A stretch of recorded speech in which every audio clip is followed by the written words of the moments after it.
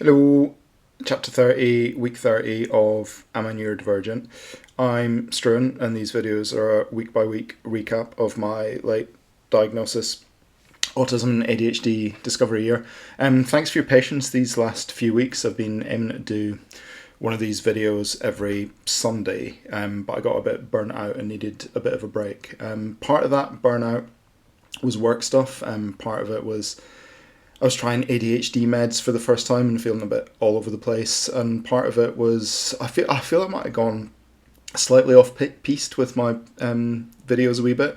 My initial aim was to kind of tell the story of my neurodivergent discovery year and track the ups and downs of it for people that might be on a similar kind of journey. But somewhere I got into a bit of a making the videos more kind of educational and learning focused about autism and trying to cover every aspect of it rather than just this is me, this is my journey. Autism's a spectrum condition and you can't be all things to all people. So I've kind of done a bit of a reset in my time off and want to tell more of kind of my story, or rather my two stories really, my external story and my internal story. And doing this, sorry, I've got a really bad cold. This hot Ribena for people in the UK, cold and flu, cure of champions. Doing this now actually ties in really nicely because week 30 of my discovery year, I was seeing a psychiatrist because I kind of took finding out I was neurodivergent after so many years of masking pretty hard and really struggled to process it at times. And the psychiatrist I was seeing basically asked me to go through my life story with her and talk about things I'd struggled with and challenges I'd faced. And on the surface of things, I initially felt I hadn't really struggled that much, that I'd led a pretty charmed life in lots of ways. Someone at work once told me it's so easy for people like you. And yeah, from a certain point of view, white, male, straight, comfortably middle class, it had been. And in a lot of ways, even though I'd had multiple, what I now know to be neurodivergent burnouts, I don't think I was truly aware that I was struggling for a long time. Because when I put my mind to something, I could do it, even if it often cost me weeks or months of burnout afterwards. There's a phrase you hear a lot: autism plus environment equals outcome. And I think I was fortunate enough to spend, certainly in my early years, quite a lot of time in a relatively conducive environment, or at least I had the energy and youthfulness to push through all the difficulties and kind of mask the things I was struggling with and write them off as just stuff that everyone struggles with, while having no idea I was autistic or had ADHD.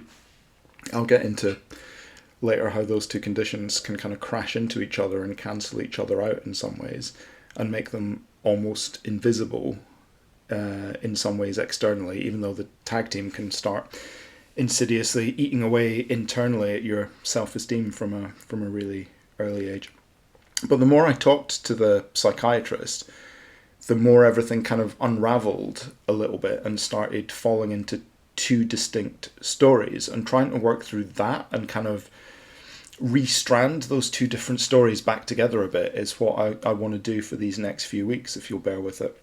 Because it was an important part of my journey, kind of rebuilding myself and reframing my narrative a bit into something that felt a bit more coherent, because the way I thought of myself had become a bit splintered post-diagnosis.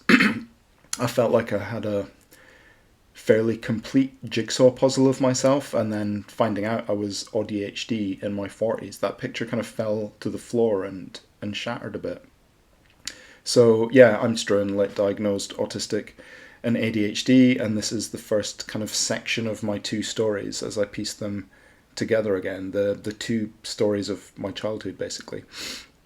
It was also during this time I was seeing the psychiatrist. I had the idea of writing a book about my journey. There's this guy, Joshua Spragg, you might have seen him online, who does a 30-day non-fiction book writing challenge, which I signed up to. Didn't complete it, of course, because ADHD. But I started it, and his encouragement mantra in deciding what to write your book about is everyone gets into a mess at some point, and his quote is, "Your messes become your message," and asks, what messes have you overcome, and which useful lessons might be drawn from those messes for yourself and others.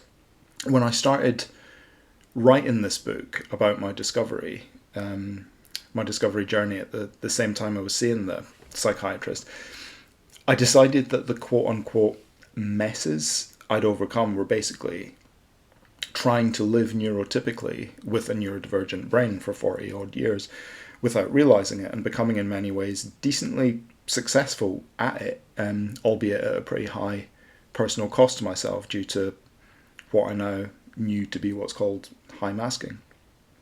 The lessons I'd learned were that in the right environment I could broadly sort out any challenge, large or small, that was put to me with a kind of good, well thought through personal system, and devising a plan that made sense for me.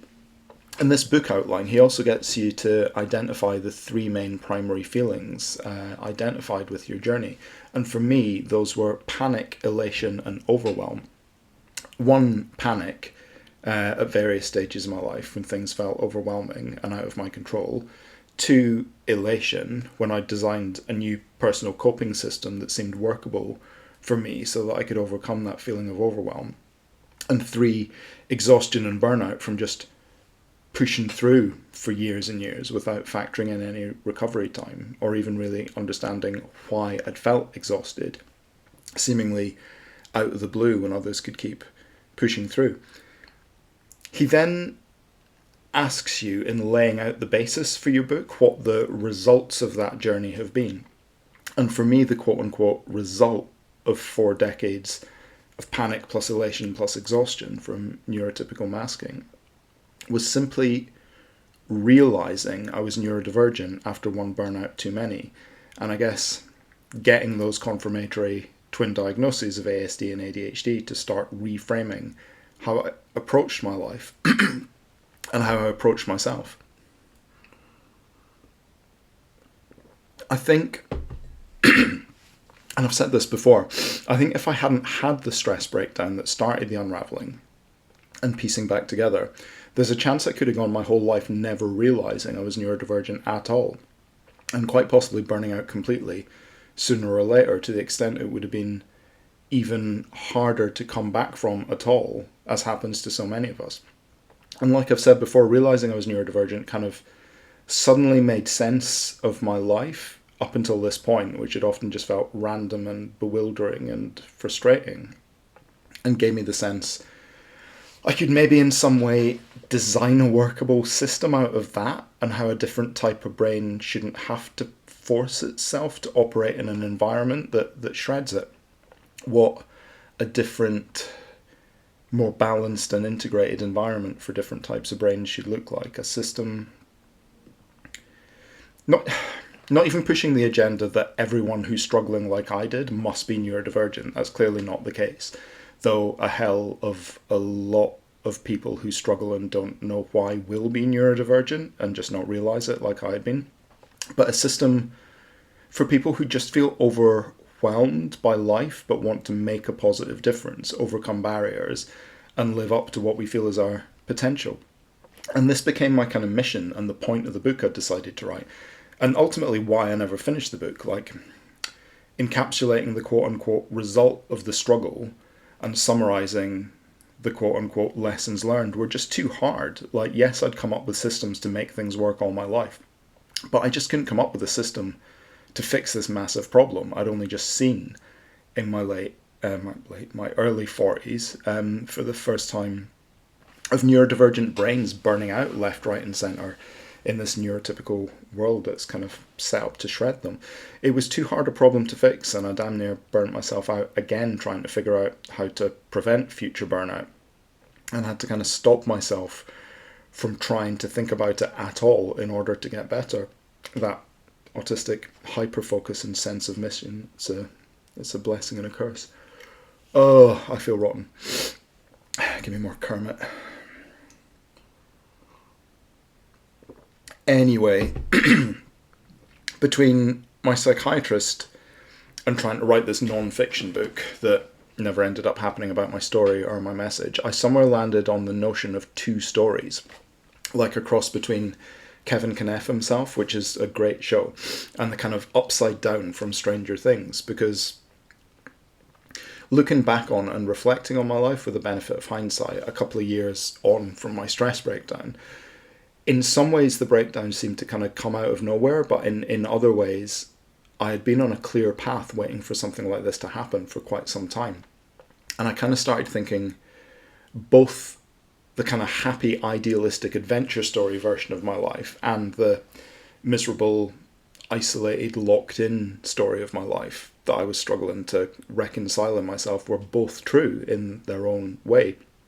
Both were differently right. And the new story of me was going to have to kind of reconcile those two narratives in some ways in order for everything to make sense again. And I wondered how common these kind of twin narratives of ourselves may be for neurodivergent people who mask for a long time, whether consciously or unconsciously. There was a period in my 20s, I briefly worried I might be schizophrenic, and looking back in retrospect, it was all just masking. It was all just being autistic and having ADHD and living these kind of two identities while my internal life and thought processes were just chaos, other than the times they were crystal clear that kept me going because they provided that sense of purpose. Being undiagnosed neurodivergent does you a lot of harm. Anyway, I had a really challenging time at first looking back at my life through a completely different lens. What I had thought was in many ways a pretty straightforward and privileged life, and it was, that I just struggled with internally for reasons I didn't really understand. I was now being told with sympathetic looks from therapists that the whole thing must have been such a horrible struggle for me. And like, as well as the relief of feeling like there was now a reason for these struggles I'd had, which had definitely got worse over time the longer and longer I'd masked, i.e. I wasn't just a useless person who was shit at life. It was also really upsetting to have the kind of rose-tinted lens of my past lifted away. And I felt myself kind of grieving for the life I'd lived up to that point, like I was Jim Carrey in the Truman Show, who's just hit the wall he thought was the horizon, and everything that had gone before had been a bit of a lie. It's not true that one's a lie and the other's true.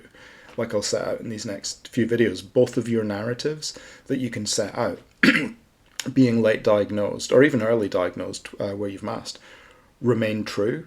But I definitely went through a period of feeling I wasted my youth trying to be this constantly morphing, formless peg, trying to fit neatly into a succession of very defined holes. So, right. First, my childhood through this positive rose-tinted lens for the first bit of this video. My happy childhood, basically. And then I'll come back looking at it with the benefit of hindsight with less of a polish. So from the start, positive spin, I had a normal infancy, normal development and happy childhood in Edinburgh, Scotland. I had advanced vocabulary for my age, enough to be remarked on by teachers, and was pushed up from nursery to primary school a year early. I was always one of the youngest in my year. My nursery teacher apparently did an individual study of me for her teaching qualifications because I was an interesting kid. I've never been able to track it down, but I apparently kept repeating the phrase magical mechanical monkey, which the nursery teachers thought was adorable. I loved art and drawing, loved my Star Wars and Transformers toys, was well travelled with my parents, going abroad for holidays, and went to lots of birthday parties with school friends. I loved space and planets and trying to understand how everything fitted together. I successfully moved schools in primary 5, which is about 9 years old for non-UK people, when we moved house, and I made a new group of friends pretty quickly. I got really into comic books, comic book art and pop music. From an early age, I loved systematizing things and making lists and putting things in order, like toys, comics, comic characters. And I was a happy little dork, basically. I had a little chair and writing desk that I loved to sit at and draw, and later type out summaries of comic stories and Star Trek episodes in a little manual typewriter my parents got me. I started reading independently pretty early. Kid stuff like Rupert the Bear and the Beano and Enid Blyton, and segueing into Asterix and Tintin, then American comics and sci-fi novels like Doctor Who and Star Trek. I'd play with the kids in my street. We'd run around and play at the A-team. I was always Face, the suave, confident, good-looking one who'd pretend to be other people to get what he needed. Retrospective lols. I was also pretty fearless. I'd climb trees, play on big chutes, cycle around the place on my tricycle, and later on my bike when the training wheels came off. And as much of an indoor comic reading kid as I was also energetic and a fast runner, and won races on school sports days. I got to visit Malta, America, Canada, Yugoslavia on family holidays with my parents. It was a happy home to grow up in. Mum and Dad rarely, if ever, rowed, though Dad often worked long hours at the family sports shop he owned and ran. I was an only child. I enjoyed my own company, and I mainly quite happily did my own thing in my bedroom with whatever my latest obsessions were. After Star Wars and Transformers came Masters of the Universe, Mask, Action Force, which is the British version of G.I. Joe, Thundercats, and other random things. And while we weren't rich, I later got an assisted place scholarship to my secondary school. We were certainly comfortable, and I basically had a very privileged childhood. My bedroom was always full of toys and comics, and my mind was full of ideas and stories and characters, and I think I kind of lived in my own little world from quite a young age. 3 of my 4 grandparents were around for my childhood years.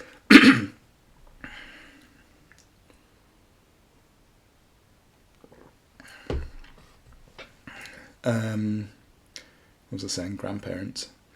Yeah, my grandparents are around. My granddad, on my dad's side, once told me during a conversation about what I wanted to do when I grew up, that all you can do in this world is try to leave it a better place than you found it. And that always stayed with me, because it sounded really profound and important. And it kind of was and is. Like, lots of people have said it as a kind of mantra.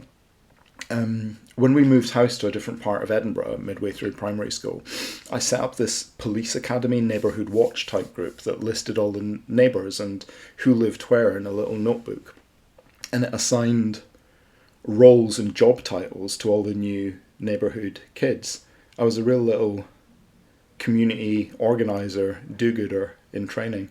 And looking back, I can see my autistic and ADHD traits coming forward and then retreating at different times, but of course I had no idea about any of that back then. I made new friends pretty easily at my new school, got into slightly more teenage sci-fi like Marvel and DC and the grown-up British comic book institution 2000 AD with things like Judge Dredd, ABC Warriors, Nemesis the Warlock. I was one of the few boys to get a date to my end of primary school dance. The boys outnumbered the girls in my primary class 4-1. I guess because I was quite bright and funny and chatty.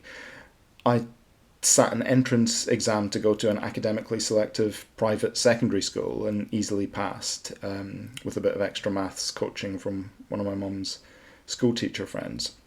My mum had been a teacher before stopping to help my dad with his business. So happy childhood smashed, basically. Nailed it. Stable home, happy little nerdy kid, on to secondary school and being a teenager. Bosh. So, yeah, there. And then the reverse spin now. My kind of dissonant childhood in the upside down, which was as much true as the breezy photo album version, even if I wasn't really aware of it, or my neurodivergence wasn't really affecting me a huge amount yet back then, I was consciously aware of. It was putting things firmly in place that would become challenging further down the line. So stuff that neither me nor my parents or teachers thought was weird at the time. This was the 80s, it was just quirky. Some of my earliest memories are I was absolutely obsessed with wanting to line my toys up in the correct order, whether that was toy cars in size order as a super small kid, making traffic jams that I'd focus on for hours, moving them around the house or garden in these tiny little increments, to later on action figures and lining them up in the order that they came into the story, whether that was Star Wars or He-Man or whatever. This lining up and ordering them is a commonly acknowledged autistic trait in kids now, but no one knew back then. And I was also weirdly obsessed with knowing all of the toys that were available. I was the only kid in my class to be obsessed more with the toy catalogue, particularly the obscure ones that weren't as available, than playing with the actual toys themselves. I'd go on play dates with other kids who just wanted to kind of bash the toys into each other and have wars, while I just wanted to line them up in order. And I remember the other kids getting frustrated with that and frustrated with me for wanting to do it. Interesting stuff came out later from my parents that at nursery, I'd walk around the edge of the room and carefully watch all the other kids playing before I decided what activity I wanted to do myself. I got really into art later, but I refused to paint at nursery until I'd watched the other kids do it over and over again, first for weeks and months, and eventually gave it a go myself and was quite good at it. I also have really clear memories of feeling overwhelmed at nursery and kind of carefully and methodically taking all the books out of the bookshelf, pulling back the gauze curtain that sat over the books, contorting myself to sit on the bottom shelf of the empty bookshelf, and then pulling the curtain back over me so no one could see me, hiding basically, until it was time to go home, or just after I'd got activitied out.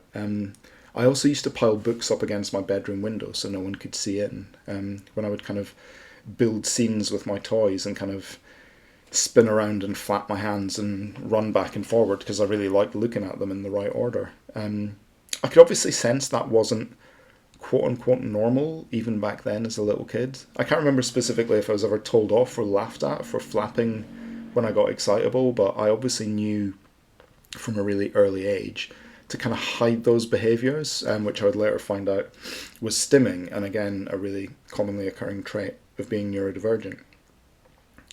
Nursery to primary school, I can remember hating having to wear a school uniform. I've always hated ties and having things touching my neck. I also went to church and Sunday school when I was little, and I remember getting bullied and nipped and teased there. I hated it. I think I craved predictability from a really early age.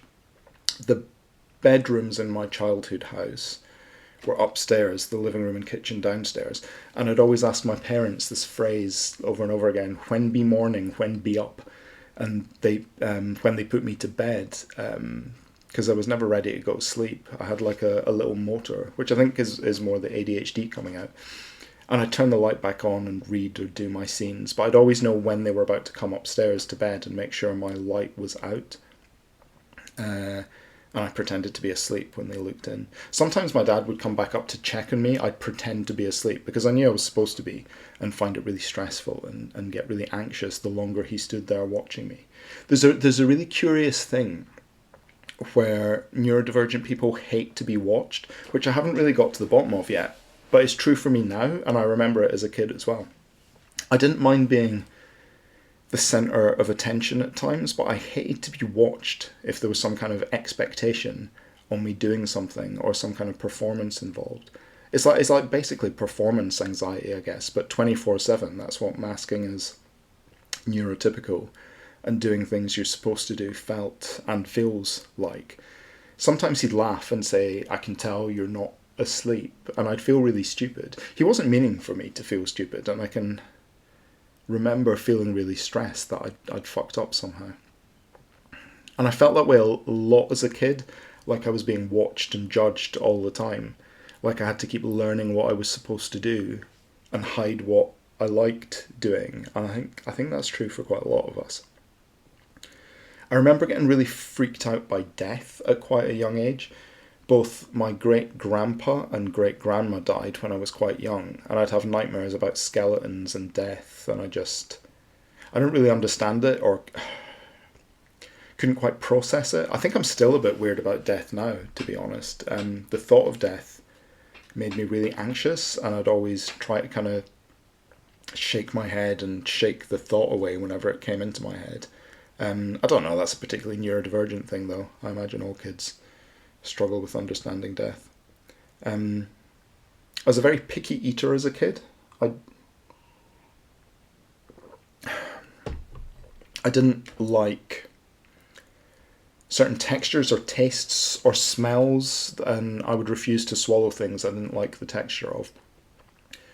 Birthday parties, there was a place in Edinburgh growing up called Little Marco's, I guess kind of soft play it would be called today, and like inflatables and chutes and ball pits and different rooms with all sorts of stimulus and padded mats and that kind of thing.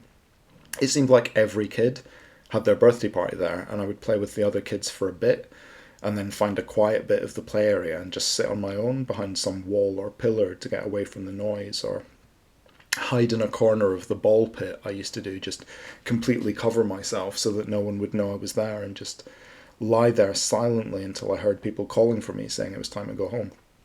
Again, I obviously knew really early not to make a fuss about getting, I guess, overstimulated and distressed, that it wasn't seen as normal to not want to play, so I just internalized it all and took myself away from it and hid in silence until I could not be in the noisy, overwhelming situation anymore. This is 5-6 years old, I guess. I was obsessed with cataloguing and categorizing things, but I'd always get so bogged down in the detail that I never finished any of my cataloguing, which is about as clear a combo of the frustrations of co-occurring autism and ADHD as you can get. Categorizing and cataloguing my toys was easy because there was a limited amount of them. Transformers, I remember I got really obsessed with the Autobots' backstory and leadership hierarchy. Categorizing real life was harder, but it didn't stop me trying to. My parents had a 3-volume wildlife encyclopedia that I tried to learn, like thousands of animal species and how they all fit together into groups and families, but I kept looping back to the beginning and then feeling overwhelmed and stressed by how much of it there was still to learn. I knew a hell of a lot about aardvarks and aardwolves, but then I got distracted by pop music in the top 40 and became all about cataloguing that. The local Woolworths had weekly chart posters that they put up, and I asked if they'd give me the previous week's one that they just throw out otherwise, that had the artist, the track title, the record label, how many weeks it had been on sale, its position last week. This was before the internet was a thing. So it was like exclusive inside information that I logged and put in a big table, and would list how many hits individual artists had had, and tried to get hold of all the historic charts to have a complete picture. I always loved a good list. I remember one week the lady who had been working at Woolworths wasn't there, and it was a new lady who had thrown out the previous week's music charts, and I threw an absolute temper tantrum in the middle of the shop, probably like 7 or 8 years old. I didn't like things not going how I expected them to from quite a young age. I also got really interested in space and planets and galaxies. The ADHD was kicking in here with like hyperfocus after hyperfocus after hyperfocus. And I remember asking my dad once where space ended and what was at the end of space. And he kind of casually, distractedly said, "Oh, you can't think about that sort of stuff or you'll go mad." And I remember I used to think about it a lot and then catch myself doing it and put my hands over my ears and shake my head and try not to think about it because I didn't want to go mad. I remember coming up to 2 years ago when I first got my autism diagnosis and reading all about it and thinking, I don't take things literally. I use nuance and metaphors and similes all the time. And then remembering stuff like this, and I was like, ooh. He didn't literally mean I was going to go mad if I thought about space. I could have been like an astrophysicist by now if I'd let myself think about space. Maybe. Other childhood memories that came up during those psychiatrist sessions. I never really liked being touched. which again I think is quite a common autistic thing. There was a kid in my primary school class, kind of a bit of a rougher kid, who used to walk home the same way as me. He seemed to like me and we talked, but I guess he liked roughhousing and kind of put his arm around my head in a headlock one day. And I just went bananas and started hitting him and shoving him and started crying and screaming, and I pushed him into a hedge and ran home. Again, this would have been about seven or eight, I guess. I got home in a state and told my dad this kid had attacked me, and we both got called into the head teacher, and I was mortified because he hadn't really done anything. It was me that freaked out, but he got in all the trouble for it because he was the rough kid. I felt so guilty about that for such a long time. Ronnie, if you're still here and ever watch this, I'm so sorry for getting you in trouble, dude. I just had no idea why I freaked out like that at the time. I just knew I felt massively distressed and overwhelmed. It turns out I was autistic, and I guess I don't like surprise headlocks, but you didn't know that. Yeah, I'm sorry I shoved you in a hedge and got you a bollocking over it. That really sucked. And I hope this incident didn't stay with you the way it stayed with and churned with me, and made me worry for years about how I might react in situations or lose control of myself like that. This kind of performance anxiety I mentioned, I guess I had from quite a young age, where I've hated being in situations where I didn't really know what was happening. It's that predictability deficit of autism, I guess, needing to understand every aspect of something before engaging with it. I can remember the primary school football team, I think one of many attempts my parents made unsuccessfully to get me to participate more in things along with the other kids. Karate club was another, hated that. I never really understood the rules of football as a kid, probably because I'd avoid playing with the other kids. I used to run around the playground on my own, pretending to be on a police bike. And I never thought to just ask what the rules were. But I was always the last kid picked for teams when they did that horrible turnabout choosing kids for the team thing, because I was, I guess, away with the fairies, probably thinking about toys or pop songs, and didn't really know what was going on with football and wasn't really in the moment. I always just wanted the ground to open up and swallow me and just not be there. We went to a Butlins holiday camp, my parents and me, when I was maybe about 9, and instead of going to the five-a-side football I'd been assigned to, I snuck away when no one was looking and just went to the campsite cinema every day on my own, sometimes twice. I think I saw James Bond View to a Kill about a dozen times that week, and did football once. Just a little kid on his own watching Christopher Walken sexually assault Mayday and machine gun down hundreds of mine workers while laughing. Heady days. PG, kids welcome. So, yeah, I moved schools when I was 9, and like I said earlier, I tried to set up this neighbourhood police academy to help me understand where all the new people lived and what their names were. Like, catalogue and categorise the street, basically. I inadvertently became the kind of centre of attention, and all the kids in the street wanted to be in the police academy and know what their jobs were. And when I said it was getting too big and only some of the kids could be in it, some of them got really upset and their parents shouted at me. And I was really upset by that, and again felt like I'd messed things up, and remember telling my parents I didn't want to live in our new house, I didn't want to live in our new neighbourhood anymore. I hated being the centre of attention, but I'd made myself the centre of attention. And I ultimately got bullied and beat up, and my police academy notebooks got thrown into a garden. I might have started picking the hair from the crown of my head around this time. I'm not 100% sure. It definitely started after moving houses and moving schools, and I talk about that more in the chapter I did on trichotillomania. The more out of control of things I felt, the more I wanted everything to be ordered and just so. I started ordering and summarising all of my comics in a little logbook, and I had little plastic folders that I put my favourite comics up on my wall with blue tack to display them. I mentioned the little writing desk I had. I had a bunk bed, one of those cabin beds with a bed on top and a ladder and a desk underneath. There was a crawl space under the bed behind the desk and wardrobe that was big enough to fit that little desk with a stool and typewriter and little lamp. And that became my office. I'd crawl under there with my little typewriter and type up story summaries and draw my own comics and make up my own characters, all of whom were based on me. Again, just trying to hide from the world and have my own little tiny space where it was just me. And my dog, my parents' dog, used to slink in and sleep in the crawl space under the bunk bed with me while I typed my stories with a light on in the dark. It was a bit sad in some ways, but also kind of idyllic thinking back. What else? I got told off by my teacher for saying hello to the Queen when she opened a new enclosure at Edinburgh Zoo.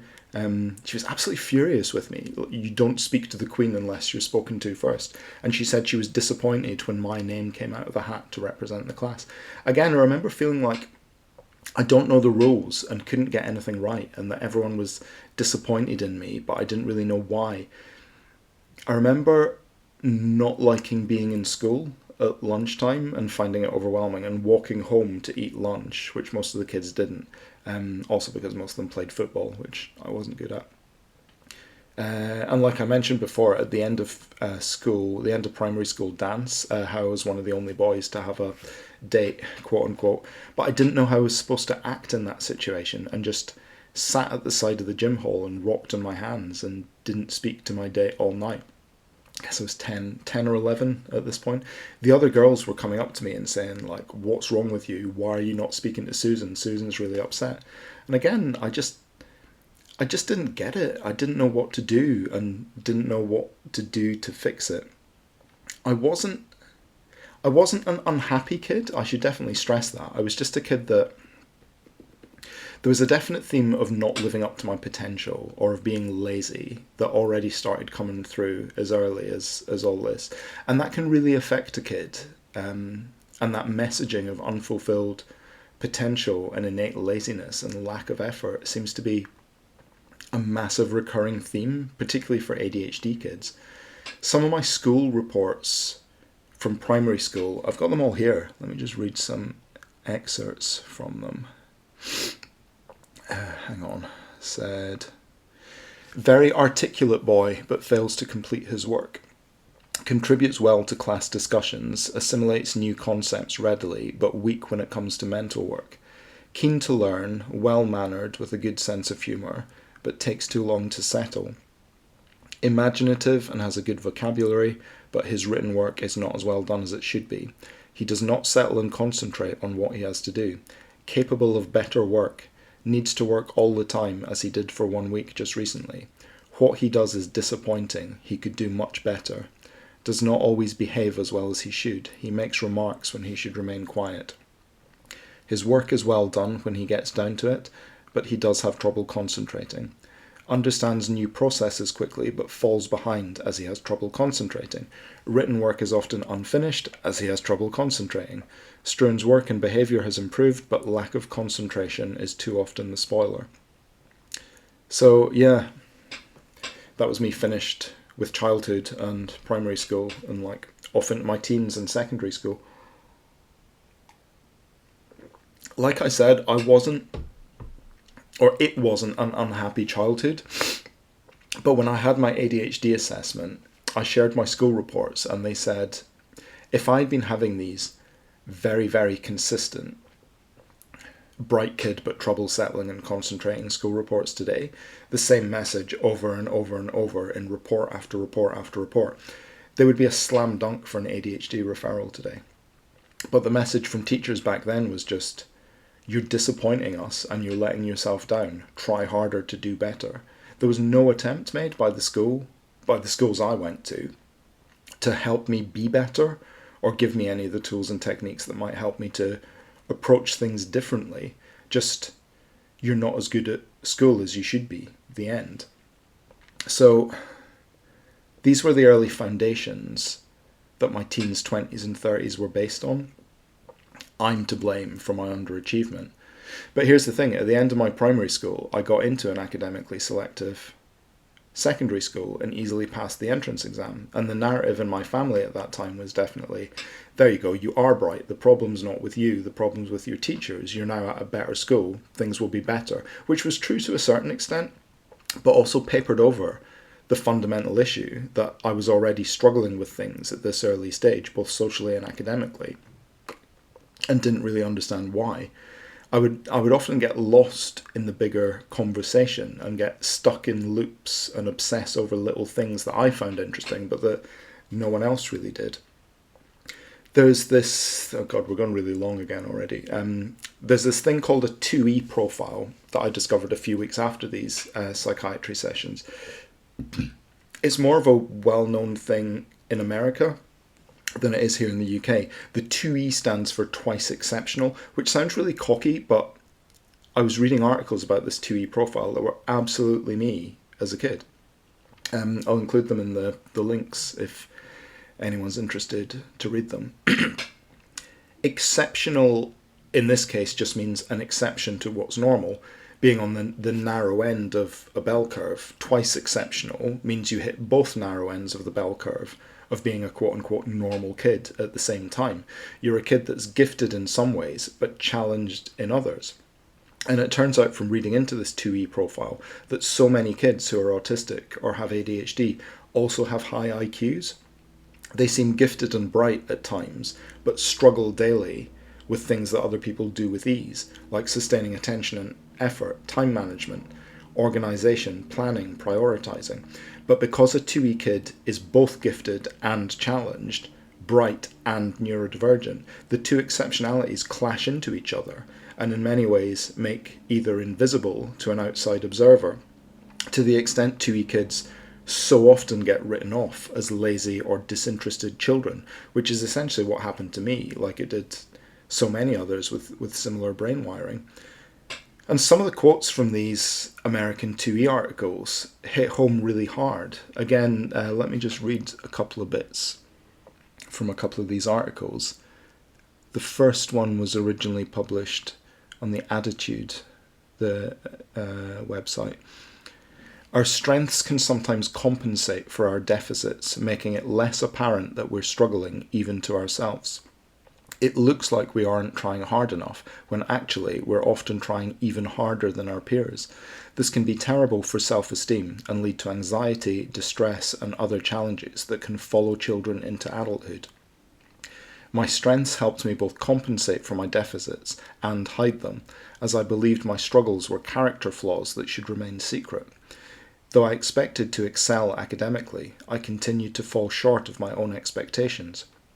In time I learned to appear average, but appearing average and being average are very different things. To a teacher or an employer, they may seem to be no difference. However, a 2E individual may have to work twice as hard to do basic tasks, and while an average person may eventually reach their full potential, a twice exceptional person can often envision exceptional potential, but without the ability to reach it, and life becomes a series of could-have-beens. Reading this was a gut punch. This was me. Life had become a series of could-have-beens, and I'd never understood why I somehow lacked the ability to convert my ideas and dreams into reality. I knew what I wanted to do, I just had no idea how to do any of it. And I ended up hating myself. But that's further down the road. I certainly didn't hate myself as an 11-year-old. I just lived in my own little world and felt bad that teachers and parents were finding me disappointing, and that was becoming the narrative that I would carry with me for decades afterwards. Lazy, disappointing, unfulfilled potential. That's a really difficult narrative to shake when you're undiagnosed neurodivergent, because it just gets more and more self-perpetuating over time.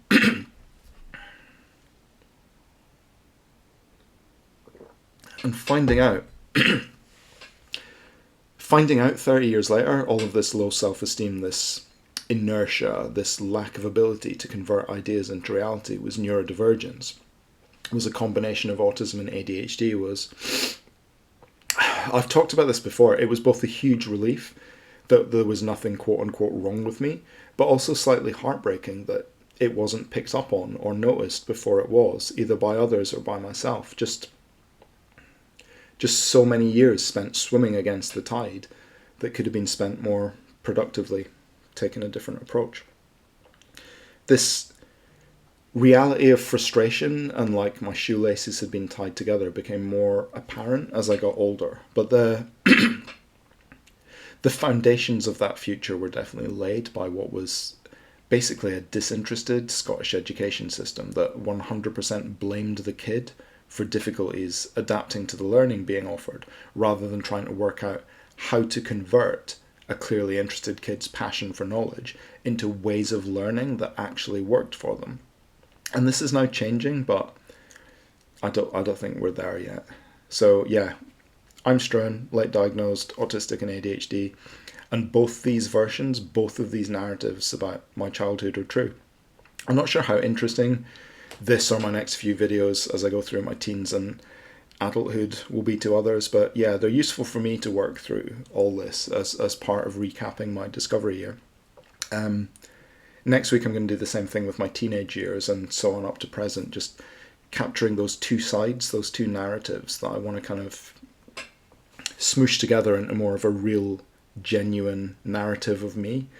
Thanks for listening if you've got this far. Hopefully I can keep these weekly again, but we'll see.